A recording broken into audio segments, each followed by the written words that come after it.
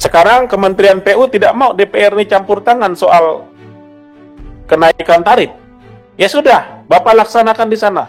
Tapi kalau Bapak tidak bisa kerjakan itu, kita akan marahi Bapak sampai dimaki-maki nanti sama kita di sini. Itu resikonya, Pak. Karena Bapak ambil tugas itu sendiri, silakan. Kami akan awasi sesuai aturan dan ketentuan yang berlaku. Peganglah barang panas itu sekuat yang Bapak bisa.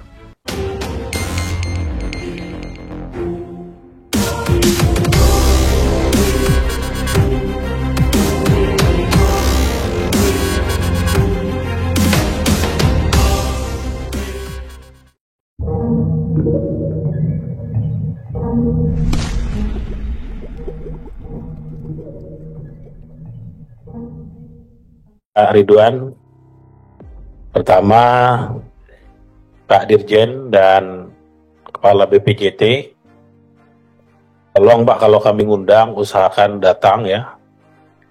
Ini masih ada beberapa tadi saya lihat BPJT yang tidak hadir. Kemudian next saya minta tolong yang hadir adalah yang bisa mengambil keputusan.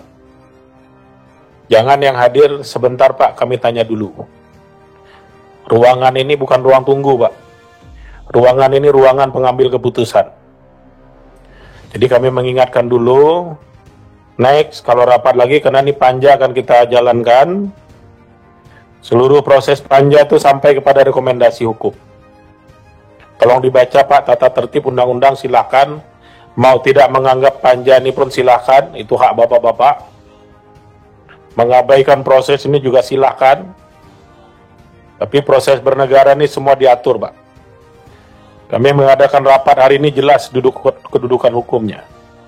Jelas aturan mainnya. Ya, dan jelas pula kewenangan yang boleh kami ambil di sini. Untuk kita semua dibatasi, Pak, oleh aturan dan ketentuan yang berlaku. Percayalah, kami akan menjalankan aturan di sini sebaik-baiknya. Manakala ada keberatan, sampaikan pada kami. Ada beberapa hal terkait SPM yang ingin kita dalami hari ini Bapak Ibu sekalian, Pak Dirjen yang kami hormati. Ya. Di dalam regulasi kita yaitu berdasarkan Undang-Undang Nomor 2 Tahun 2022 tentang perubahan kedua atas Undang-Undang Nomor 38 Tahun 2004 tentang jalan. Pada pasal 51A menyatakan bahwa badan usaha yang mendapatkan hak pengusaha jalan tol wajib memenuhi SPN jalan tol. Saya ulangi lagi Pak. Pada pasal 51A menyatakan bahwa badan usaha yang mendapatkan hak pengusahaan jalan tol wajib memenuhi standar pelayanan minimum jalan tol. Ini kalau kita yang biasa bikin undang-undang Pak, dan kalau orang hukum itu ini bukan dapat ini Pak di sini ya, tapi wajib. Kalau wajib itu Pak, kalau saya salah nanti tolong dikoreksi, bahasa hukum itu wajib, kalau tidak dilaksanakan ada sanksi Pak. Ya, jadi serius barang ini Pak, maka kita panggil datang untuk kita bicara di sini. Standar pelayanan minimum ini Pak, ini adalah hak pemakai jalan tol. Hak orang yang bayar masuk ke jalan tol. Selama ini, kenaikan jalan tol, Pak, cenderung, ya kalau bahasa saya suka-sukalah. Kami di sini pun hanya mendapat keluhan saja. Komisi ini hanya jadi ruangan tempat keluhan saja. Ya, kali ini kami tidak akan membiarkan lagi ruangan ini hanya ruangan tempat keluhan saja. Kita akan proses mana jalan tol yang memenuhi SPM dan mana jalan tol yang tidak memenuhi SPM. Kami akan menyampaikan keberatan sebagai wakil rakyat kepada BPJT. Ini kepala BPJT selama ini duduk manis Pak. Nggak pernah kita panggil-panggil rapat pun dikasih senyum manis saja di Komisi 5 ini. Tapi kita yang dimarahi rakyat ketika tarif jalan tol naik dan rakyat tidak punya posisi untuk melakukan kompromi apa-apa. Selain kalau you mau masuk silahkan bayar, kalau nggak mau bayar jangan masuk. Padahal Hampir semua jalan tol itu ada solicited-nya, Pak. Ada uang rakyat di situ. Ingat teman-teman BUJT ya. Tidak semua jalan tol itu full investasi, Pak. Ada yang lahannya dibebaskan oleh negara. Ada yang ruas-ruas tertentu tuh ada pakai APBN, itu yang solicited tadi. Sisanya investasi. Ada uang rakyat di sana, ada hak rakyat di sana. Mereka punya uang turut menyediakan jalan tol, bebaskan lahan, ikut membangun jalan tol, duit rakyat ini. Tapi begitu kenaikan tarif, mereka tidak punya posisi tawar apa-apa. Walaupun menurut undang-undang yang berkata wajib, tadi saya sampaikan, mewajibkan seluruh pengusaha jalan tol itu memenuhi standar pelayanan minimum jalan tol. Kami sudah berdiskusi dengan banyak para pakar, Pak. Dan kami juga mendengarkan masukan, termasuk dari KNKT. Semua pihak mendukung seluruh proses ini. Baru kami jalan, Pak. Jadi kami juga tidak melangkah sembarangan di sini. Apakah perlu kita telaah lebih dalam kewajiban BUJT terkait dengan standar pelayanan minimum? Semua pihak mengatakan wajib untuk kita dalami. Karena itu ada hak konsumen di sana. Hak konsumen ya juga sebetulnya mereka ikut membangun. Terutama teman-teman yang tahu sendirilah. Tidak perlu saya sebutkan. Yang di jalan tolnya dulu ketika dibangun itu ada solicited di sana. Ada pembebasan lahan di sana oleh negara. Tahu dirilah.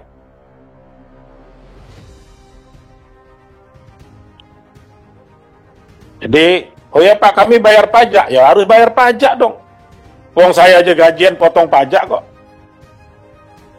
Gimana Dinda? Lu bayar pajak nggak? Ah, bayar pajak. Kita bayar pajak juga, Pak. Jadi, itulah penting kita kumpul hari ini. Ke depan kita akan pisah, Pak Dirjen. Nanti kita akan hanya dengan Dirjen Bina Marganya saja. Kan kami urai ini benang kusut jalan tol. Kemudian nanti kita akan pelototi BPJT-nya saja tanpa Bina Marga. Ada kalanya nanti kita hanya dengan BUJT-nya saja. Kita urai ini. Apakah ada kendala terkait dengan pengusahaan jalan tol di Indonesia? Termasuk dunia investasinya, kita pengen tahu. Kenapa sulit betul memenuhi standar pelayanan minimum ini? Apa masalahnya? Apakah kos pengusaha jalan tol ini tinggi? Apakah ada kos-kos yang tidak tertulis dalam undang-undang pengusaha jalan tol keluar juga kosnya? Kita ingin tahu semua. Apakah kalau mau naikkan tarif itu gratis atau tidak? Atau ada something-nya? Kita mau tahu semua. Alam Pak, hanya Tuhan dan mereka yang tahu. Dalam kalimat saya ini Pak. Ya kan? Kita ini pada waktunya semua tidak bisa berbohong Pak. Sampai pada saat titik itu, nggak ada yang bisa berbohong. Termasuk saya yang ngomong sekarang. Apakah menaikkan tarif jalan tol itu ada something atau tidak? Hanya mereka dan Tuhan yang tahu. Ini semua akan kita dalami semua. Maka ke depan Pak Dirjen, kita minta yang dihadirkan di sini Pak, pengambil keputusan. Bukan yang ntar dulu Pak kami tanya. Hanya gara-gara dia bertanya kita rapat lagi. Ngumpulin banyak orang mahal, Pak. Bapak jalan dari jauh, terutama yang dari Bali tadi, tol Bali ya dia. Nah, Bali kan lumayan, Pak. Dari Bali kemari, buang duit berapa banyak. Yang harusnya kerja di Bali. Tapi tidak apa-apa, Pak. Kita urai dulu, karena ini keinginan rakyat. Aspirasi masyarakat. Itu barangkali pengantar rapat saya. Kenapa rapat ini penting, Pak? Ada hak rakyat yang diperjuangkan di sini.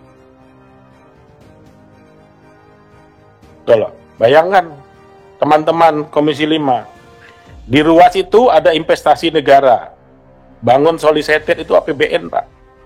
Bebaskan lahannya pakai duit APBN, Pak. Dikuasai oleh pihak ketiga sekarang jalan tol itu. Ketika mereka menaikkan jalan tol tanpa kompromi, Pak, rakyat nggak pernah diajak bicara. Standar yang dipakai hanya inflasi saja. Yang menguntungkan. Giliran bagi yang merugikan, dia nggak mau pakai, Pak. SPM-nya sudah penuh apa belum? Ini kepala BPJT turun-temurun tidak pernah laporkan kepada kami di sini. Kapan ini SPM ini dipenuhi? Seperti apa SPM yang tidak dipenuhi? Tidak pernah kepala BPJT uraikan di sini. Selain mengajukan anggaran saja. Ini kepala BPJT kalau masuk ke sini, ngajukan anggaran aja, Pak. Tidak pernah cerita kita soal SPM ini. Ini saya protes ini, Pak Munir. Tolong, Pak, diperbaiki nih. Bapak menjabat kembali.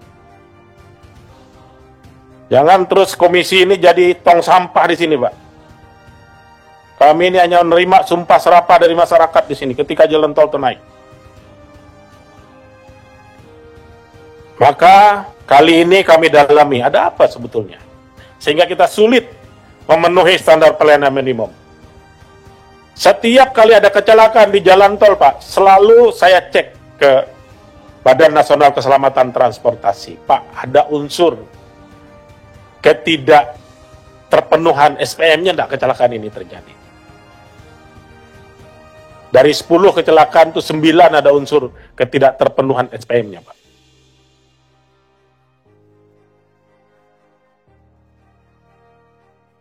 Jadi itu perlu saya sampaikan sekarang. Kenapa rapat ini penting? Kalau enggak, ngapain kita ngumpulkan para pengusaha yang hebat ini? Harusnya mereka sibuk, Pak, dengan pekerjaan masing-masing, hanya untuk datang mendengar kita ngoceh di sini.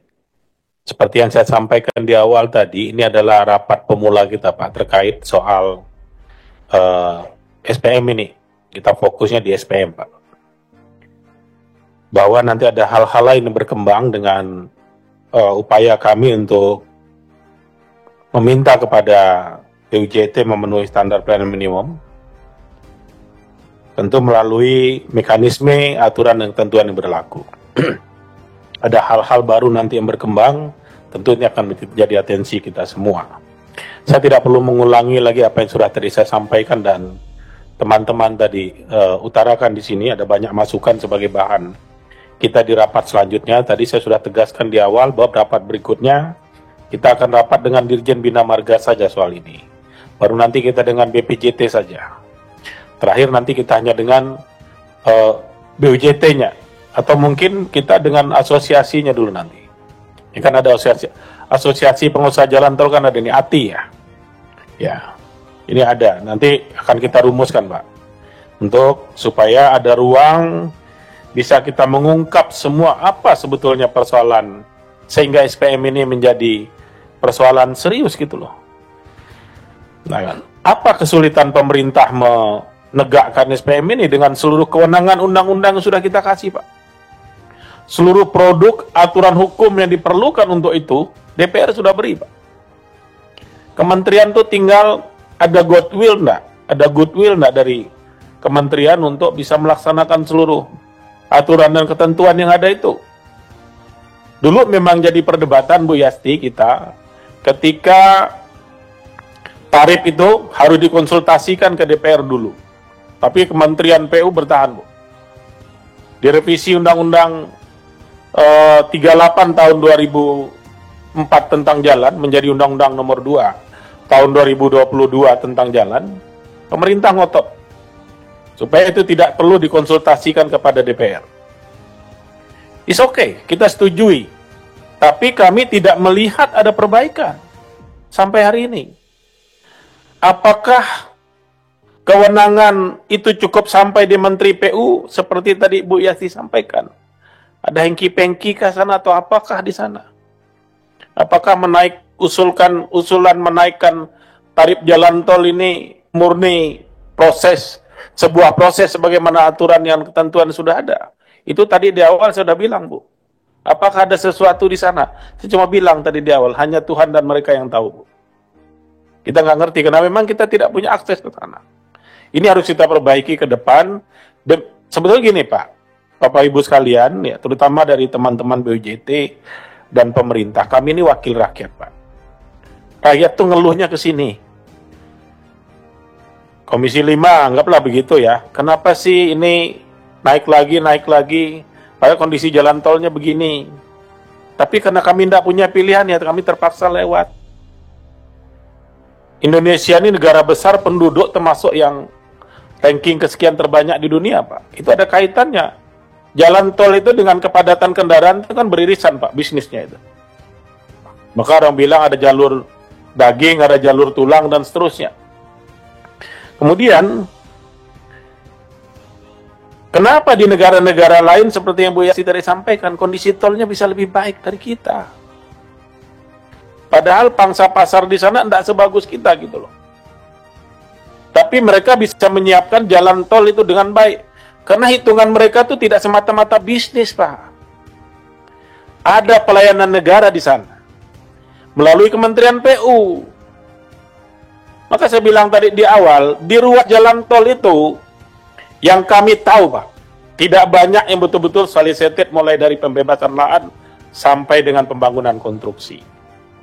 Hampir semua. Bukan semua ya, tapi saya juga belum lihat data nanti. Tolong nanti dari Staf Ahli siapkan data buat kami, adakah ruas jalan tol yang pembebasan lahannya dan pembangunannya itu 100% disiapkan oleh BUJT. Sama sekali tidak ada intervensi negara di sana. Nanti kita lihat, ada nggak datanya? Tolong nanti disajikan. Saya belum nggak soal ini, nggak bisa ngomong juga. Tapi yang saya tahu, hampir rata-rata pembebasan lahannya itu melalui Elmen, Pak. Elman. Kemudian konstruksinya itu supaya memancing investasi, ada ruas tertentu, ada solicited di sana. Untuk mengurangi beban biaya investasi. Negara hadir di sana. Ada hak rakyat dong. Itu kan duit negara, duit rakyat. Itu yang masyarakat tuntut lewat SPM ini. Sederhana sebetulnya alur pikirnya, Pak. Jadi kami sebagai wakil rakyat memang harus memperjuangkan hak rakyat. Mereka juga punya investasi di jalan tol itu. Tidak semata-mata lewat lalu bayar milik orang lain. Itu baru bicara bisnis, belum bicara bernegara, Pak. Kenapa di negara lain itu bisa lebih bagus? Teman-teman dari PU, nggak usah jauh-jauh, Pak. Saya pernah ngomong di sini. Pergilah ke Malaysia, dekat kok, Pak. Nggak mahal tiketnya. Walaupun sekarang mungkin perjalanan dinas sudah dipangkas, kalau hanya sekedar ke Malaysia, nggak apa-apa, terbang aja ke Pontianak, nanti saya antar ke Kuching sana. Pakai mobil saya ngongkosi.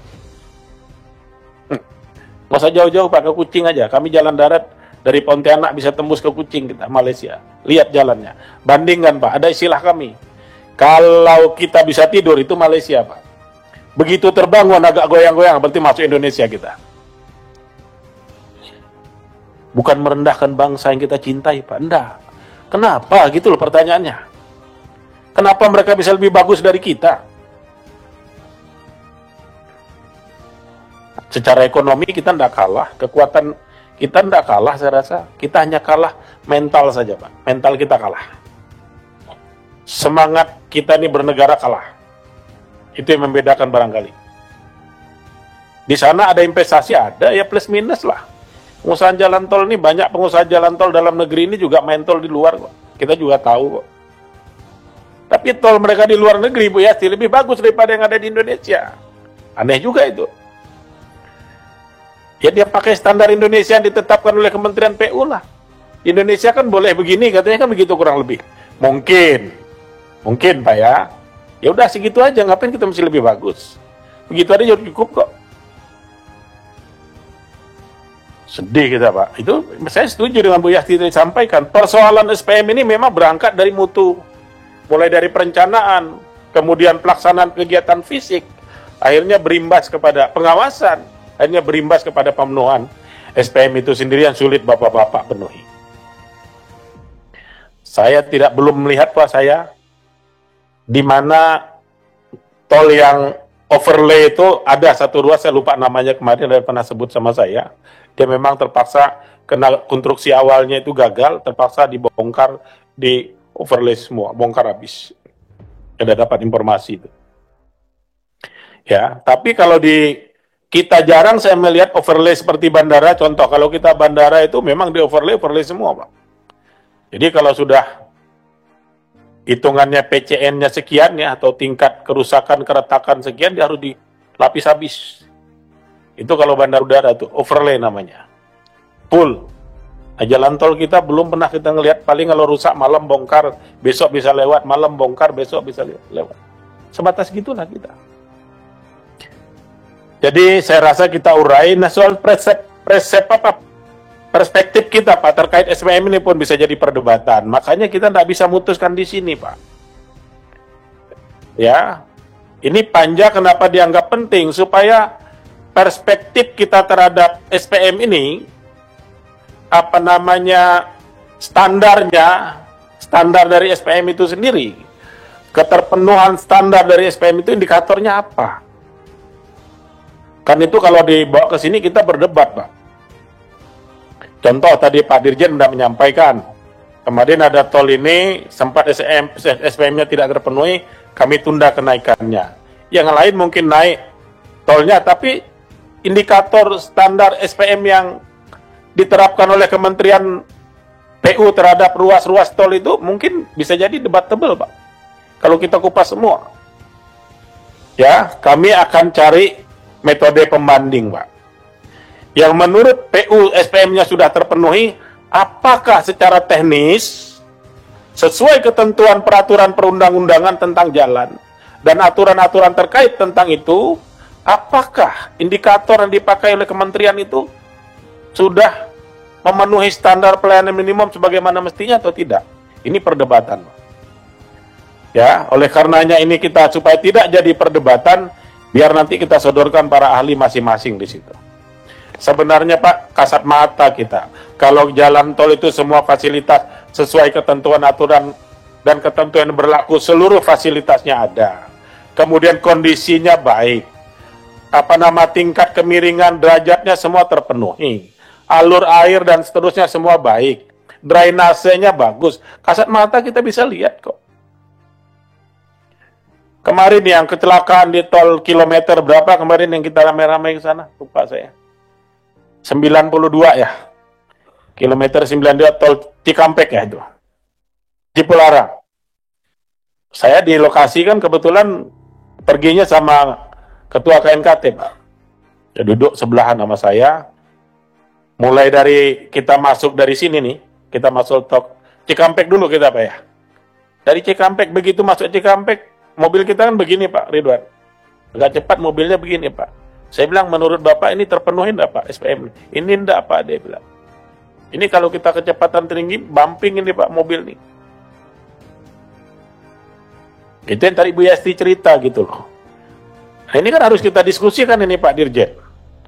Ya, karena kita tidak akan berulang urus barang ini Pak. Tentu kita akan tuntaskan hanya sekali ini saja. Kita bicara soal ini. Tapi kita tuntaskan Pak. Standarnya jelas, tolak ukurnya jelas, kemudian mekanismenya jelas. Sudah. Itu kita kunci. Sekarang Kementerian PU tidak mau DPR ini campur tangan soal kenaikan tarif. Ya sudah, Bapak laksanakan di sana. Tapi kalau Bapak tidak bisa kerjakan itu, kita akan marahi Bapak sampai dimaki-maki nanti sama kita di sini. Itu resikonya Pak. Karena Bapak ambil tugas itu sendiri, silakan. Kami akan awasi. Sesuai aturan dan ketentuan yang berlaku. Peganglah barang panas itu. Sekuat yang Bapak bisa. Sekarang di undang-undang, saya kebetulan kemarin ikut membahas undang-undang jalan ini, ketuanya Pak Ridwan kemarin Pak ya. Saya mendampingi beliau, dan saya ketua komisi waktu itu, pada saat revisi undang-undang itu. Jadi pasal demi pasal saya tahu Pak. Bagaimana perkembangan, termasuklah kita berdiskusi soal kenaikan tarif jalan tol. Ini pemerintah sendiri minta sama kami. Nah, DPR nggak usah cawe-cawe lah, kan gitu kurang lebih ya Pak Ridwan ya. Enggak apa-apa. Daripada nanti menimbulkan prasangka buruk dan moral hazard di sana, ya sudah, kita jangan masuk. Kasih itu kepada pemerintah. Tapi ingat Pak Dirjen dengan Pak Kepala BPJT, Bapak wasit juga bisa jadi pemain di situ, bahaya Pak.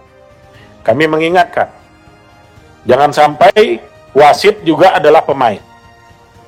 Jadi wasit kalau jadi pemain nanti standarnya tidak jelas Pak. Ketika menguntungkan dia, oke. Tidak menguntungkan dia, tidak oke. Par istilahnya, par ya. Par. Itu par namanya Pak. Jadi kami sudah menyerahkan sepenuhnya Pak. Dengan segala pertimbangan. Dulu Bu Yasti masih ada kah? Kita bukan tanpa pertimbangan, Bu. Kami memang berdebat cukup lama, Pak Ridwan, ya, soal penentuan tarif, apakah perlu persetujuan Komisi 5 DPR RI atau tidak. Saya bilang sama teman-teman, sudah, kita ambil baiknya saja. Ketika pemerintah ngotot itu untuk mereka laksanakan sendiri, tanpa campur tangan DPR, kita ambil baiknya saja.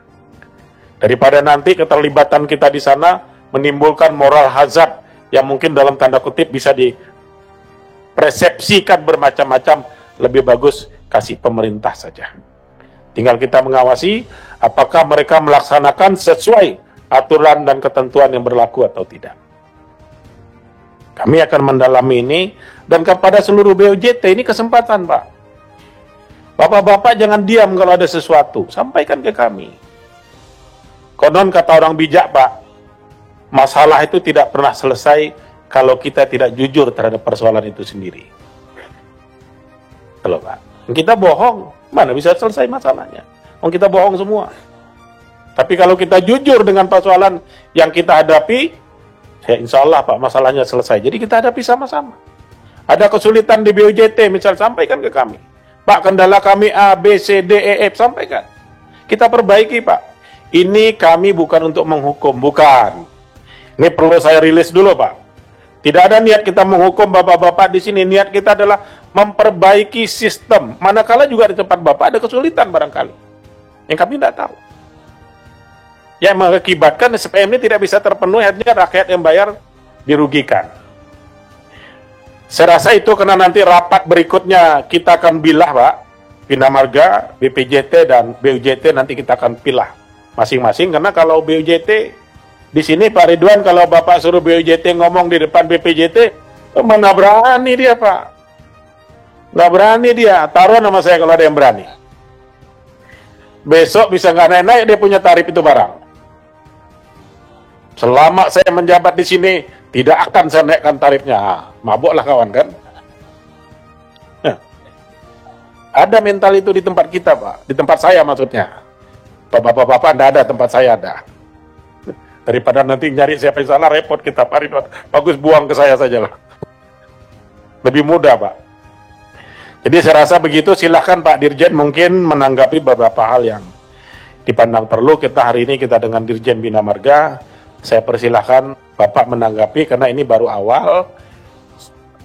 Rapat hari ini agenda sebetulnya, Pak. Ini loh arah kita nanti mau ke sini gitu loh. Ini kami kasih tahu. Maka nanti di kesimpulan rapat ini, di poin terakhir saya sudah masukkan, ya, nanti di rapat berikutnya dengan BUJT adalah seluruh pengambil keputusan yang ada di korporasi BUJT yang datang, Pak. Ya, ini kami minta. Supaya nanti jangan ngutus lagi, nanti lupa kami tanya dulu ya, enggak. Kami akan keluarkan dari ruangan ini, kalau nanti yang diutus bukan yang bisa mengambil keputusan di rapat. Ini saya kasih tahu dulu nih, supaya jangan nanti kita seolah-olah, wah, kasar betul nih Komisi 5. Enggak, saya kasih tahu secara baik dulu. Rapat berikutnya kami minta yang datang adalah para pengambil keputusan di BUJT yang kita undang hadir ke sini. Kalau bukan pengambil keputusan, sebaiknya sampaikan saja, tidak usah datang, daripada nanti ada kesan tak baik, kami tidak turut sertakan di rapat berikutnya. Serasa demikian, saya persilahkan Pak Dirjen Bina Marga.